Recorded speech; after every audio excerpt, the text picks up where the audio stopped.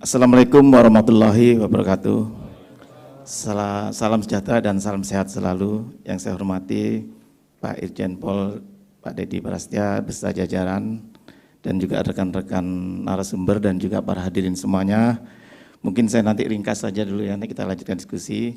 Sebenarnya Jasa Marga ini tol ini bagian kecil dari pelayanan lebaran, tapi tadi yang terberat ya tadi satu pelabuhan dan satunya lagi adalah sekitar Jabodetabek. Memang perlintasan yang mau ke Sumatera, Sumatera Jawa, Jabodetabek sendiri yang nanti ke Semarang. Itu sebagian besar memang mudik ke arah sana yang jadi perhatian pemerintah, yaitu khusus darat, yaitu Pelabuhan Merak dan juga jalan tol yang sekarang dikelola oleh Jasa Marga. Nah itu satu, kedua juga harus memenuhi tagline pemerintah nih Pak Dedi, yaitu tagline-nya nyaman, mudik nyaman dan berkesan. Jadi bukan lancar, aman, nyaman saja, tapi nyaman dan berkesan. Nah ini memang seperti disampaikan oleh Pak An tadi ya, Pak juga Pak Cucu memang udah persiapkan lama sekali supaya terrealisasi tagline pemerintah nyaman dan berkesan tadi untuk mudik tahun ini. Baik, mungkin saya sedikit memulai dulu bahwa Jasa Marga tol ini, kebetulan saya juga di samping di Jasa Marga juga saya juga ketua asosiasi tol Indonesia. Jadi kami juga selalu berkoordinasi dengan BUJT itu ada 56 ya badan usaha. Jadi kita selalu berkoordinasi juga.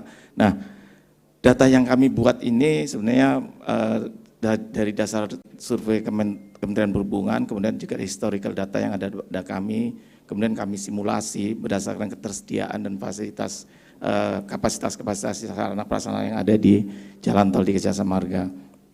Nah ini yang pertama, tadi juga sebagaimana disampaikan bahwa nanti pelayanan itu kita juga sama dengan Kementerian Perhubungan, H-7 plus sampai dengan H+7 nanti sekitar 16 hari, mulai tanggal 15 sampai dengan tanggal 30. Nah tadi juga sudah disampaikan, nah untuk jalan tol, itu diperkirakan nanti puncaknya dari simulasi kami adalah tanggal 19, yaitu H-3. Jadi ini kami selalu mensimulasikan nanti dari gambaran ya, gambaran nanti implementasinya adalah di Korlantas dan Perhubungan. Memang diminta Kementerian Perhubungan, yaitu Jasa Marga mensimulasi secara detail untuk ruas ini, itu di H-3 yaitu 19 puncak, dan kondisi terburuk nanti di tanggal itu, kemudian juga arus baliknya di tanggal 25, yang pertama, keduanya lah itu tanggal 1. Nah tanggal 1 ini juga sudah menjadi perhatian kami juga ada koordinasi dengan Pak Asob dan juga Kapolda Jabar, karena takut jalan tolnya ditutup Pak An ya, karena biasanya nanti kita juga harus membantu banyak, jadi kami juga ada koordinasi. Nah kemudian juga nanti dari prediksi ini, kami sudah membuat, nah lanjut. Jadi arah keluar Jabodetabek dari data yang sudah kami simulasikan, kami hitung nanti dari 4 gerbang utama itu sebesar 2,78 juta yang akan keluar Jabodetabek. Nah khusus dari Jabodetabek, dan ini naik 6,77% terhadap Lebaran tahun 22 yang waktu itu adalah 2,6 juta. Atau naik 8%, jadi lebih tinggi juga dari tahun 2019 yang pada waktu itu 2,57 juta, dan tadi di tanggal 19 itu nanti ada 138.000 kendaraan di titiknya itu di titik kumpul di kilometer 66 pertemuan antara Trans Jawa dari utara maupun selatan itu naik sekitar 154% dari normal. Jadi kalau sekarang aja udah di 66 itu udah sibuk, nanti naiknya 154%. Nah itu distribusinya nanti dari Jabodetabek itu ke arah Trans Jawa 52%, ke arah barat Merak yang begitu sibuk di pelabuhan itu hanya terdistribusi 27%. Kemudian ke selatan tadi Cipularang yang disampaikan oleh Pak Cucu itu 20%. Jadi memang horornya adalah di titik 66 itu. Kemudian ke arah Trans Jawa maupun ke Cipularang. Nah di sini memang itu tahun 2022, soal maaf ya, tadi salah.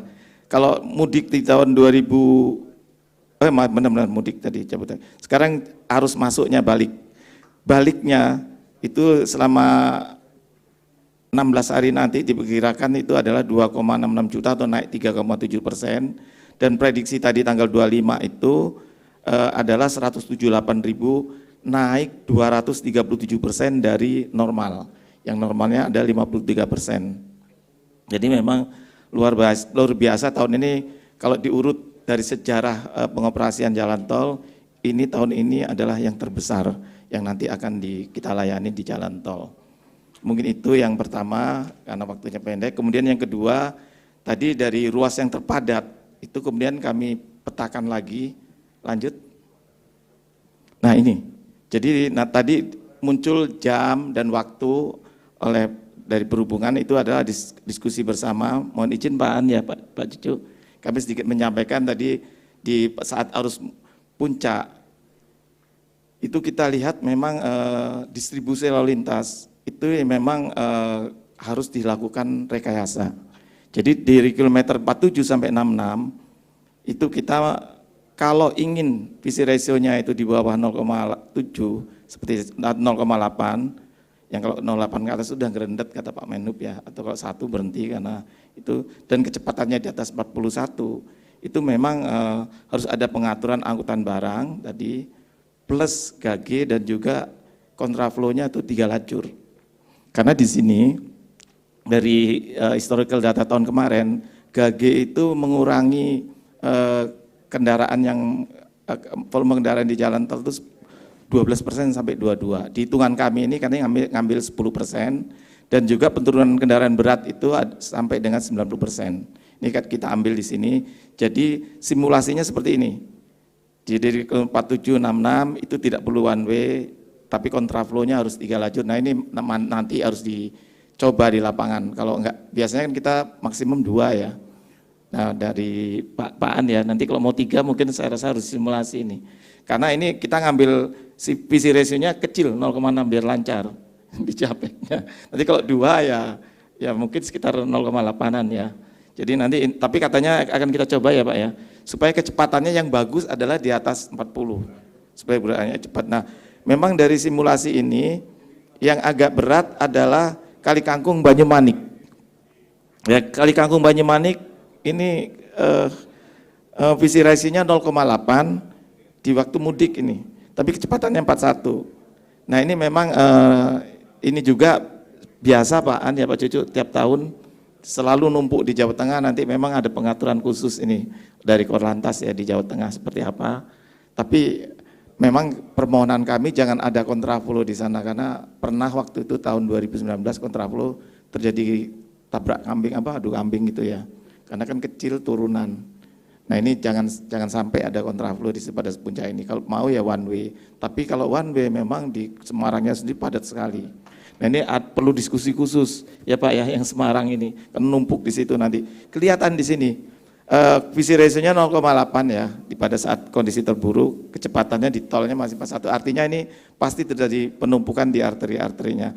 Nah khusus untuk arus mudik, kami juga sudah menyiapkan akses fungsional, yaitu yang perlu disosialisasi adalah di kilometer 99A Cipularang itu, tapi hanya untuk non bus bisa keluar ke arah Drandan.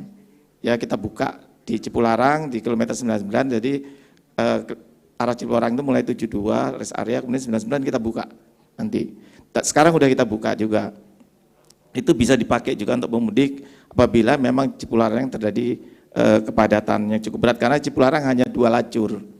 Ya kemudian di 149 Padalenyi juga nanti kita buka, sedang minta izin ke Kementerian PUPR karena ada ruas baru, ada bukaan baru di situ, juga akan kita buka untuk mengurangi kepadatan di Cilenyia sendiri. Nah alhamdulillah tadi sudah disampaikan oleh Pak dan Pak Cucu bahwa kita sudah berhasil nanti tanggal 8 ini melebarkan sebetulnya perjanjian pengusahaan jalan tolnya Cikampek itu kilometer 48 sampai 66 itu hanya 4 lajur Ambon Bandung ya. Total itu 4 lajur, jadi 2 lajur arah Trans Jawa, 2 lajur, tapi kita lebarkan 2 lajur lagi. Jadi di waktu tahun 2022 sudah berhasil kita pakai 3 lajur, jadi total 6 lajur. Sekarang ini total 8 lajur. Dengan bahu, ya mohon maaf Pak, jadi ya biasanya orang Indonesia itu kalau 4,5 lajur itu jadi 5 lajur. Jadi sebenarnya prakteknya nanti itu 10 lajur. Ya itu, karena nanti bahu jalan juga akan ditempatkan. Nah, di sini nanti kami juga akan menempatkan derek yang cukup banyak. Jangan sampai ada gangguan. Ya, dari dereknya titik 13 kita tambah 15 di Capek. Kemudian di atasnya kita tambah yang tadinya 3 derek kita tambah 5. Jadi nanti kalau mogok kita tarik biar bisa dipakai untuk 10 lajur.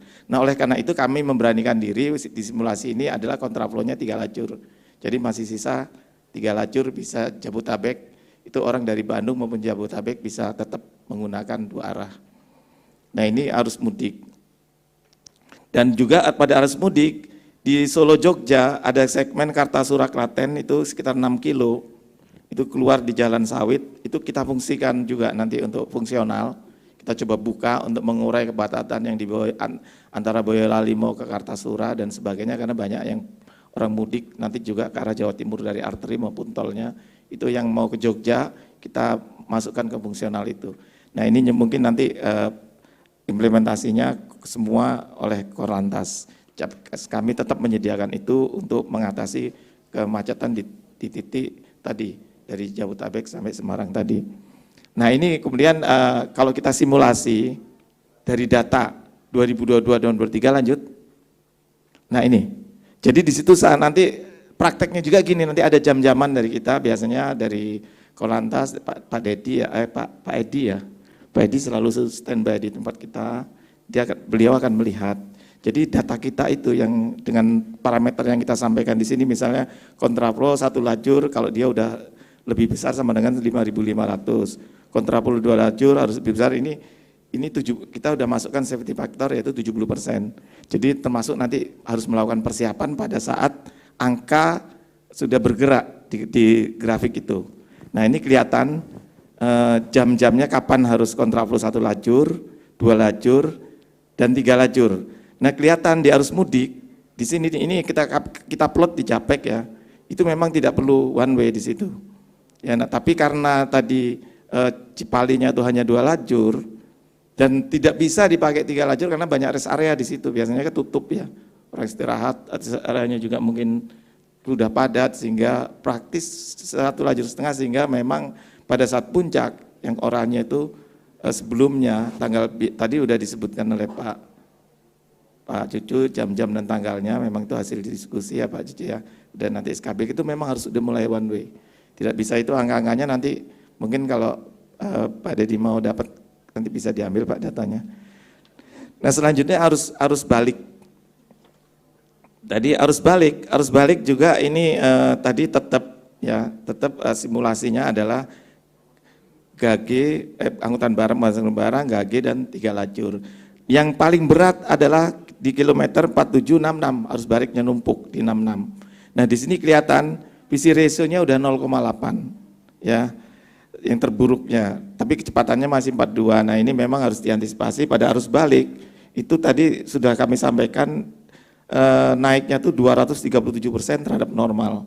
Ya, terhadap tahun kemarin naiknya adalah 5,6%. Jadi tadi sudah disampaikan Pak Cucu, waktu tahun 2019 kita itu 166.000 kendaraan pada saat hari itu, pada puncak, kita menyelesaikannya 3 hari. Ya Pak Cucu ya, menetralkannya karena pada tidur, berhenti karena kecepatannya di bawah 30, dari situ 20 malah berhenti. Di pengalaman itu tahun 2022 dengan rekayasa dan sebagainya tadi, dengan persiapannya cukup matang sampaikan Pak Cucu, kita bisa selesaikan 1 hari, waktu itu 170.000 kendaraan. Nah sekarang 178.000 puncaknya.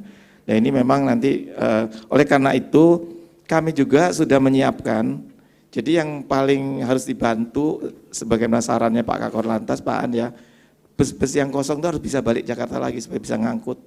Nah oleh karena itu kami juga udah nambah lajur ya, kita siapkan mau dipakai atau enggak nanti untuk strategi operasi oleh Korlantas maupun Polda, yaitu Sadang Kutanegara 8,5 kilo nyambung juga sampai dengan Taman Mekar 27,5 km. Itu bisa keluar di Jalan Industri di Kerawang itu, atau keluar di Jalan Pangalan. Nanti bisa langsung ke Kerawang Barat kalau dari Jalan Industri itu masih 20 km, Kalau dari Taman Pekan 16 km. Memang masalahnya nanti di arteri ya Pak ya. Nanti itu memang harus diatur kembali kesiapan arterinya. Tapi ini kami siapkan saja. Jadi untuk keadaan darurat bisa dipakai karena simulasi yang kami pakai ini adalah kami sudah waktu balik sudah menggunakan itu Pak Cucu. Yaitu sekitar 700 kendaraan per jam kami hitung. Karena ini pakai angka-angka yang cukup detail kami hitung harus, karena biasanya kami ini suka ditanya Pak sama Pak Kapolri pada datang itu, kita harus bisa membuktikan bahwa angka-angka ini kita hitung secara detail. Dan ini memang kami ambil dari survei dan juga historical data ini selalu tiap tahunnya nggak meleset. Ya, biasanya kita lebih besar dikit. Tapi itu yang lebih baik Pak daripada kita kelolosan. Nah, dari peta ini bisa dilihat, tadi sudah sama dengan yang disampaikan oleh Pak Cucu, bahwa kondisi lalin, visi ratio dan kecepatan yang terjadi di ruas-ruas masing-masing. Memang yang paling parah adalah kilometer 47 sampai 66 pada saat balik. Nah oleh karena itu kita tadi menyiapkan fungsional, juga menyiapkan armada-armada, nanti kami sampaikan.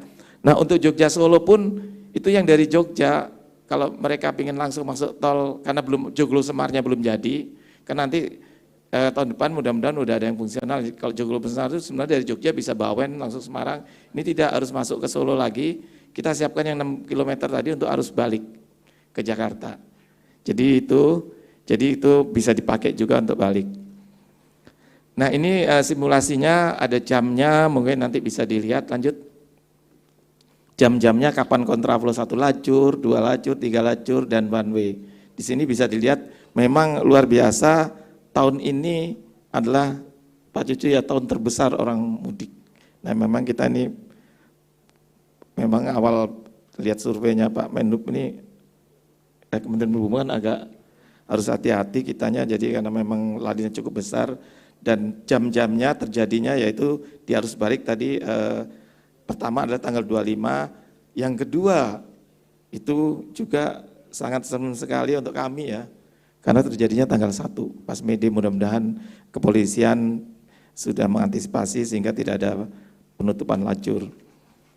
Nah baik, saya lanjut, masih ada waktu ya Mbak ya. Jadi kesiapan pengoperasian tanpa tarif yang tadi sudah kami sampaikan, pertama adalah Japek Selatan, juga Solo, Jogja, dan juga Japek juga insya Allah tanggal 8 nanti udah jadi pelebarannya semua, ya kami udah siapkan. Kalau enggak jadi, saya pernah di Jabatan bisa jadi neraka di Cikampek, benar-benar berhenti.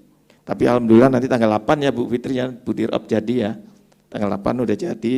Kemudian akses 99 Cipularang juga udah kami fungsikan, kami coba. Tinggal yang kilometer 49 Padalenyi tadi kita sedang menunggu dari persetujuan PUPR. Lanjut.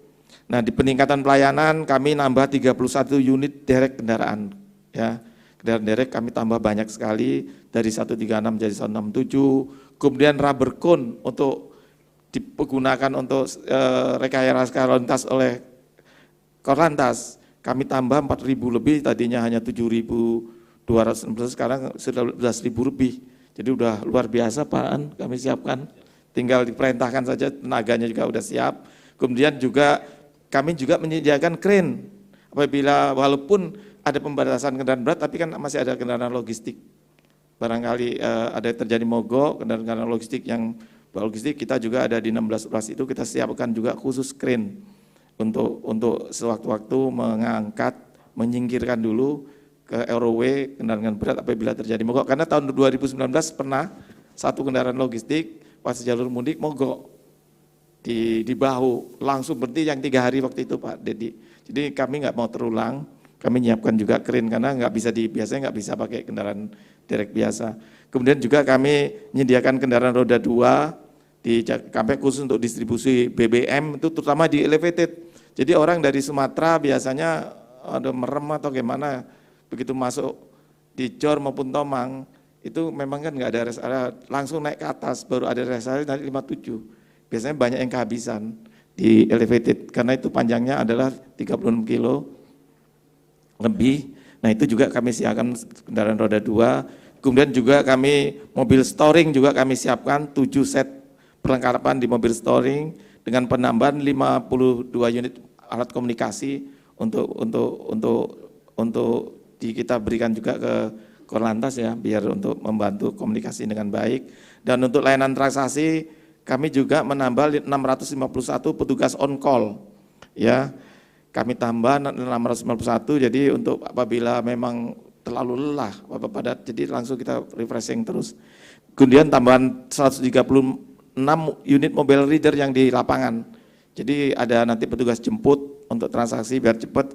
Sekarang jadi kita total ada 470 unit mobile reader, dan juga kami menambah lokasi top up, tambah 21 lokasi. Kami juga secara total juga menyediakan tambahan e-tol sebanyak 14.000 lebih, supaya nanti kalau yang kehabisan susah top up, kita langsung siapkan juga e-tol yang sudah tersedia.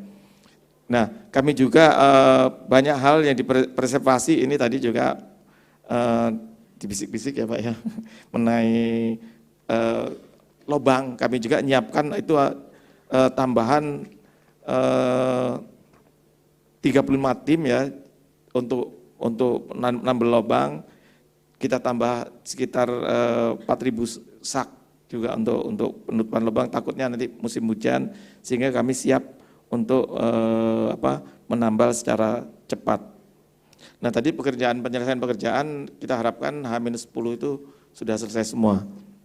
Dan juga di layanan tambahan lainnya kami bandwidth internet juga kami tambah, call center juga kami tambah orangnya untuk menerima panggilan-panggilan dan pelayanan, dan juga kami menyediakan 4.000 paket goodie bag pada saat kondisi puncak, sehingga orang-orang yang mungkin kelaparan atau karena rest area kadang-kadang penuh, kita siapkan goodie bag, itu isinya ada makanan, minuman dan sebagainya, bisa untuk membantu mereka-mereka yang memang karena susah memasuk rest area, sehingga pada saat itu petugas kita akan membantu.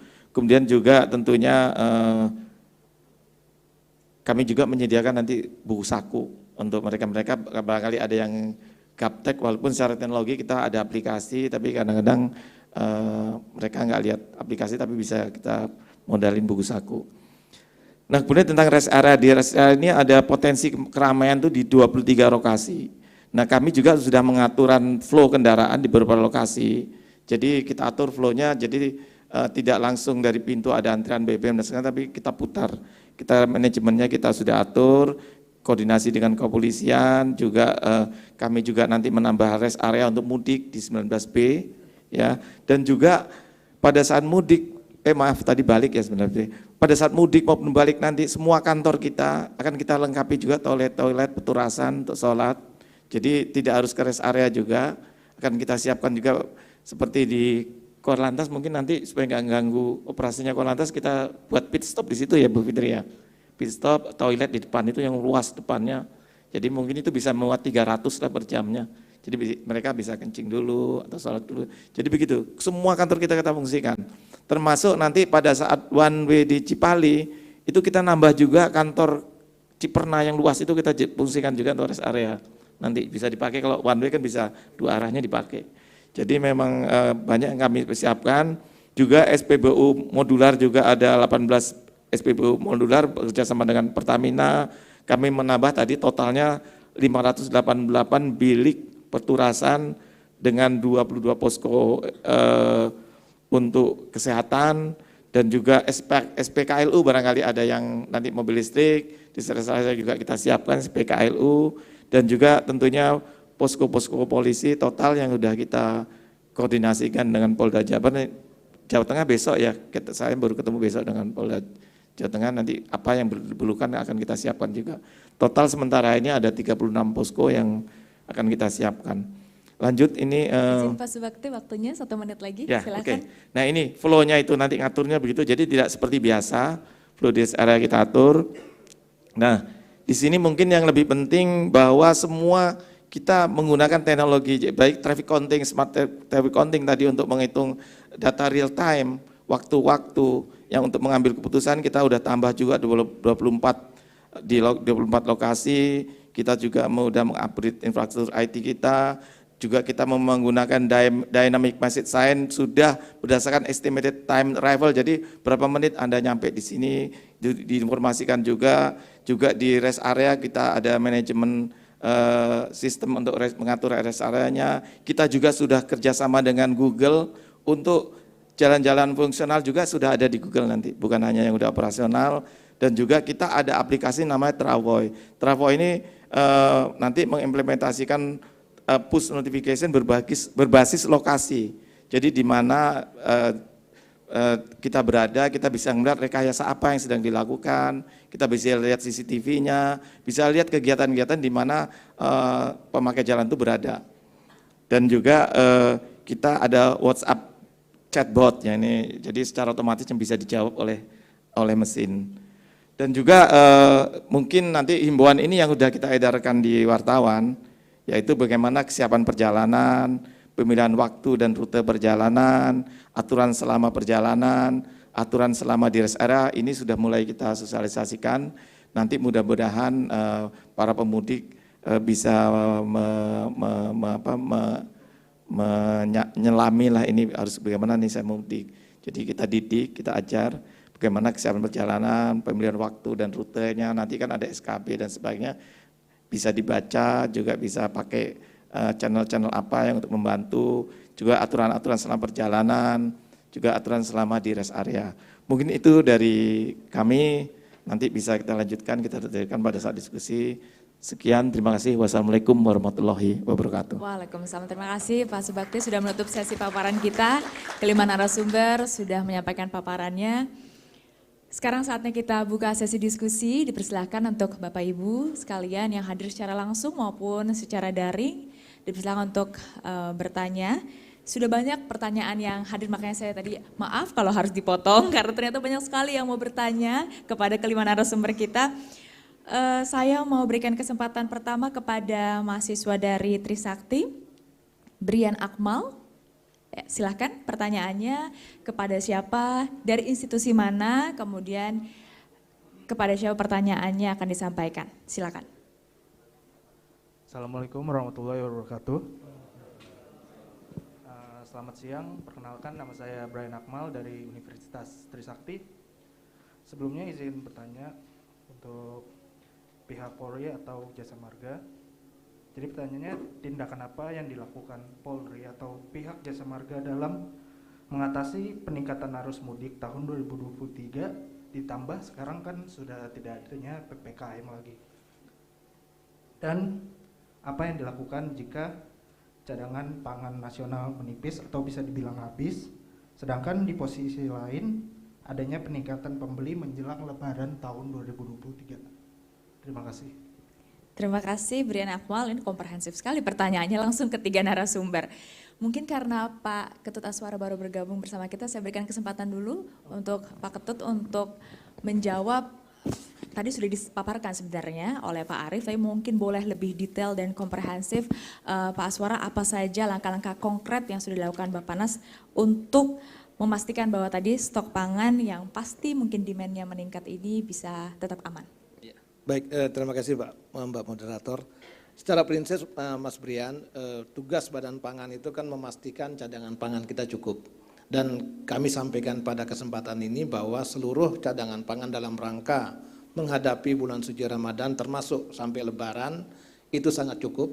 Dan kita sudah pemenuhannya baik dari dalam negeri maupun ada beberapa pangan yang memang kita masih bergantung dari importasi. Yang pertama adalah daging, ini sudah akan masuk pada bulan atau minggu pertama bulan April, sehingga kita harapkan daging kerbau ini bisa mengimbangi kenaikan daging sapi. Yang kedua, kita akan memasukkan kedelai sudah mulai masuk di bulan juga Maret, sehingga jumlah total nanti kedelai stok kita atau cadangan pangan kita sebanyak 385.000 ton, di mana kebutuhan setiap bulannya sekitar 190-an ribu, sehingga kita punya 2 bulan cadangan pangan dalam artian untuk kebutuhan kedelai. Kemudian kita juga untuk bawang putih sudah akan masuk juga di bulan Maret sekitar 88.000, di mana kebutuhan kita hanya sekitar 50.000 per bulan. Nah ini kami kira sudah cukup untuk pemenuhan dalam rangka menghadapi bulan suci Ramadan. Sehingga sekali lagi hal-hal terkait dengan telur sangat cukup dan harganya juga lumayan bagus. Walaupun pada saat ini ada kenaikan sedikit harga telur tapi dalam tahap yang wajar. Kemudian daging ayam ras, saya laporkan juga atau kami sampaikan juga bahwa posisi daging ayam ras secara jumlah sangat mencukupi, harga sangat stabil, memang di farm sudah mulai naik sedikit, namun di tingkat konsumen juga sudah bagus, sehingga menurut bawang merah juga sama, ketersediaannya sangat cukup dan harga 36.000 sampai 32.000, kami kira itu juga cukup. Memang ada cabai rawit merah yang agak tinggi harganya, namun demikian dengan adanya mulai panen, di mana gerakan tanam yang dilakukan berbagai pihak di wilayah masing-masing, saya kira ini juga akan menurunkan harga. Dan memang laporan kemarin di dalam forum rembuk diperoleh bahwa ada penurunan sebesar 10.000, sehingga ada pada saat naik, sekarang posisi cabai rawit merah sudah agak turun, sedangkan harga pangan yang lain di posisi yang relatif aman, baik dari sisi ketersediaan maupun harganya. Saya kira demikian, Mbak. Baik, terima kasih Pak Ketut. Selanjutnya saya berikan kesempatan kepada Brigjen Aan, mohon berkenan memberikan jawaban apa saja strategi dan langkah konkret untuk bisa mengatasi dan mengantisipasi kalau ada kemacetan dan kepadatan. Terima kasih Mas Brian dari Trisakti. Jadi tadi sudah dipaparkan ya. Jadi kami mengantisipasi atau menangani arus mudik tahun ini kita sudah bekerja sebenarnya sebelum tahun baru. Kita ada gladi bersih lah kalau kita bicara dengan stakeholder ini dari Kementerian Perhubungan, PUPR. Gladi bersihnya itu pas libur Natal tahun baru. Artinya kita sudah mulai mempersiapkan di situ. Kemudian setelah Natal tahun baru kita evaluasi bersama lagi dengan stakeholder, mengevaluasi bagaimana nanti untuk Natal tahun baru ini. Kita koordinasi terus ya, kemudian survei dan sampai kepada hitung-hitungan, prediksi ya. Prediksi, tadi ada prediksi dari Kementerian Perhubungan, ada dari teman-teman dari Jasa Marga, itu dihitung betul ya, sedetail. Angka-angka itu kalau pengalaman tahun 2022 itu tidak meleset jauh. Kalau kita bilang errornya itu tidak sampai 2% itu errornya. Prediksi dari Kementerian Perhubungan maupun dari Jasa Marga. Berdasarkan prediksi-prediksi itu ya, kita membuat strategi tadi yang disampaikan, mulai dari rekayasa lalu lintas, penambahan kapasitas jalan, kemudian pembatasan. Ya. Kalau dulu ada pembatasan dengan ganjil genap ya di tol ini, tahun ini saya lihat mungkin mudah-mudahan sih ada, tapi kalau saya lihat dari draft SKB ini belum dimuat. Karena kalau hitungan dari Jasa Marga ini masih 10%, perlu penambahan kapasitas visi rasionya ya Pak Bakti. 10% perlu didorong oleh rekayasa yang kita lakukan. Salah satunya itu pembatasan kendaraan bergerak di jalan dengan ganjil genap. Artinya kalau ganjil genap ini berhasil, bisa separuh pemudik atau pengguna jalan, peserta mudik, itu akan terkurangi. Oleh evaluasi tahun lalu 12%, ya sampai 20% itu bisa mengurangi kendaraan bergerak di jalan. Itu strategi-strategi yang kita lakukan. Ya. Malah di 2022, 2023 nanti itu kita buat regulasinya. Ya. Kalau 2019 kita hanya pure diskresi kepolisian. Ketika sudah mulai kelihatan macet, ya, itu baru kita melakukan rekayasa lalu lintas, kontraflow maupun one way. Tapi 2022 ya, kita buat regulasi seperti jadwal one way, jadwal kontraflow, jadwal pembatasan, itu sudah diakomodir di 2022. Kita melakukan rekayasa lalu lintas seperti one way, kontraflow, itu pun berdasarkan angka-angka dan jadwal tadi. ya. Angka dari Kementerian Perhubungan melalui traffic counting ya dari Jasa Marga itu yang menjadi bahan kita untuk melakukan rekayasa lalu lintas. Indikator tadi disampaikan oleh Pak Bakti, kalau sudah 5.000 per jam, ya 5.000 per jam, itu sudah harus melakukan kontraflow 1 lajur. Kalau di atas lagi 2 lajur, 3 lajur sampai one way. Nah, itu strategi kita. Nanti kalau nanti di 2023 ini juga masih kurang 3 lajur, ya terpaksa kita one way mulai Cikampek ya 47 sampai Kali Kangkung. Tapi berdasarkan angka-angka ya, berdasarkan angka-angka yang kita dapat, Jakarta Cikampek itu tidak perlu one way. Artinya nanti ya dari arah Cipularang masih bisa melalui Jakarta Cikampek dari 65 ya, 65 itu bisa masuk ke Jakarta Cikampek, diberikan ruang 1 lajur plus bahu jalan. Artinya tidak one way di Cikampek. Dari Bandung juga bisa ngalir pada saat arus mudik. Begitu juga sebaliknya, pada saat arus balik ya, dari Jakarta yang akan ke Bandung masih bisa diberikan ruang melalui jalan tol, yaitu 1 lajur dan bahu jalan. Artinya ya kita 2 lajur lah, ya 2 lajur masih bisa ke Bandung. Artinya kebutuhan masyarakat ya pada saat 2022 yang tidak terakomodir dari Bandung ke Jakarta, begitu sebaliknya dari Jakarta ke Bandung, ini tahun ini hampir dapat dipastikan bisa diakomodir. Begitu juga angkutan umum, bis. Ya. Kalau tahun lalu itu harus melalui arteri mulai dari Semarang sampai Jakarta, tahun ini insya Allah dari Cikopo ya Pak Bakti ya, dari Cikopo itu bisa masuk tol. Artinya masih diakomodir yang bis kosong, ini masih bisa lewat tol. Artinya untuk kecepatan mengangkut kembali pemudik ke arah timur itu masih bisa kita akomodir. Ya. Itu Mas Brian, strategi-strategi yang kita lakukan ya. Jadi berdasarkan angka-angka yang ada, insya Allah ini angkanya tidak meleset jauh ya.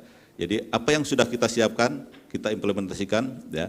Walaupun ada jadwal-jadwal tadi dari jam sekian sampai jam sekian, kalau nanti di lapangan ya masih ada kepadatan ya, indikasi-indikasi dari Pak Bakti masih perlu kontraflow, ya kita kontraflow teruskan. Artinya kalau tadi dibatasi sampai jam 24.00, kalau situasi di lapangan juga masih memerlukan kontraflow atau one way, itu akan kita lakukan one way maupun kontraflow terus. Ya. Jadi jadwal-jadwal itu tadi hanya untuk memberikan panduan kepada masyarakat bisa mengatur sendiri jadwal perjalanan mudiknya.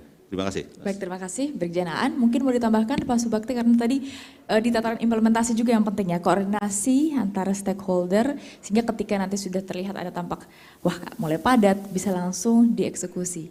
Ada strategi khusus mungkin Pak Subakti? Baik, terima kasih. Tadi udah banyak disampaikan Pak An. Sebenarnya tugas dari kami stakeholder pengusaha jalan tol BUJT Badan Usaha Jalan Tol adalah membantu Korlantas Perhubungan untuk melancarkan lalu lintas di jalan, di gerbang pada saat transaksi maupun di rest area. Contohnya tadi kalau di lajur kita juga menambah tadi banyak rubber cone, kemudian derek dan sebagainya supaya nanti rekayasa-rekayasa yang dilakukan oleh Korlantas itu jadi cepat mudah. Jadi tadi karena tadi 1,5 lajur, jadi 1 lajur dan bahu itu harus dipakai, kita nambah di situ derek dan sebagainya. Jadi kami menyiapkan sarana di lajur maupun di gerbang tadi nambah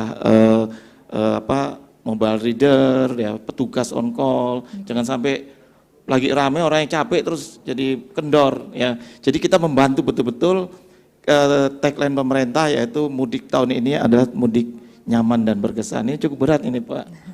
Harus ada kesannya soalnya. Karena udah ada tagline-nya.